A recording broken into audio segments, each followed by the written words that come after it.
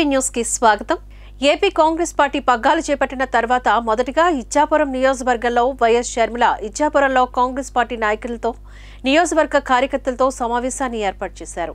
పల్లె వెలుగు బస్సులో ఒక సాధారణ వ్యక్తిలా పలాస నుంచి ప్రయాణించి ఇచ్చాపురానికి చేరుకున్నారు। మొదటి దివంగత ముఖ్యమంత్రి వైఎస్ రాజశేఖర రెడ్డి పాదయాత్ర ముగింపు సందర్భంగా నిర్మించిన పైలాన్ వద్ద తండ్రి చిత్రపటానికి నివాళులర్పించారు। ఈ సందర్భంగా వైఎస్ షర్మిల మాట్లాడారు।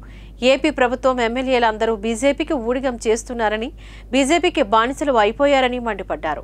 ఏపీని వైసీపీ ప్రభుత్వం ఏలడం లేదని, బీజేపీ ఏలుతోందని అన్నారు। కేంద్రం మెడలు వంచైనా ప్రత్యేక హోదా తెస్తామన్న జగన్ మరి ఇచ్చిన హామీని ఏమైందని ప్రశ్నించారు। ఈ కార్యక్రమంలోని ఆమెతో పాటు కేవీపీ రామచంద్రరావు, మాజీ మంత్రి రఘువీరారెడ్డి, జేడీ శీలం తదితర కాంగ్రెస్ నాయకులు కార్యకర్తలు పాల్గొన్నారు।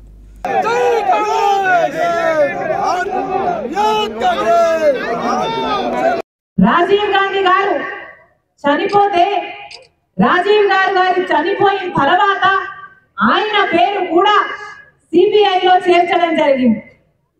అలాంటిది నాకు ఆ బాధ ఎలా ఉంటుందో తెలిసి కూడా రాజశేఖర రెడ్డి గారి కుటుంబానికి నేను అంత అన్యాయం చేయగలనా? నేను చేయలేదు, నాకు తెలిసి జరిగింది కాదు ఇది అని ఆ రోజు సోనియా గాంధీ గారు నా కళ్ళల్లో కళ్ళు పెట్టి చూసి నా చేతిలో చేయి పెట్టి ఈ మాట చెప్పడం జరిగింది।